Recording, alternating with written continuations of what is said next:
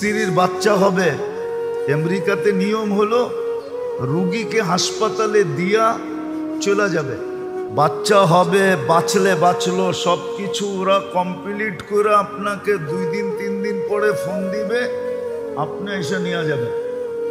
কিন্তু স্বামী তো নাছোড়বান্দা, ভর্তি করছে ঠিক, কিন্তু সর্বক্ষণ দাঁড়ায় আছে। তো সবাই জিজ্ঞেস করছে তুই দাঁড়ায় আছিস কেন? তোরে বুঝাইছে, বল তোর শরীরের একটা অঙ্গ অর্ধেক যদি কোথাও থাকে তাহলে আর অর্ধেক ওর সাথে থাকবে না পৃথক থাকবে? বলছে শরীর তো একটা, এটাকে তো অর্ধেক করা যায় না।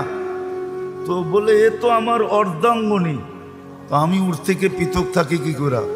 ও তো 10 মাস কষ্ট করলো আমার বাচ্চার জন্য, আমি ওর জন্য 2 দিন কষ্ট করতে পারবো না?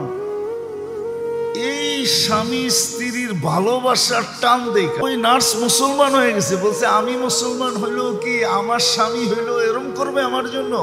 বলছে অবশ্যই, এটা আমাদের ইসলামের নীতি। মুসলমান হয়ে গেছে।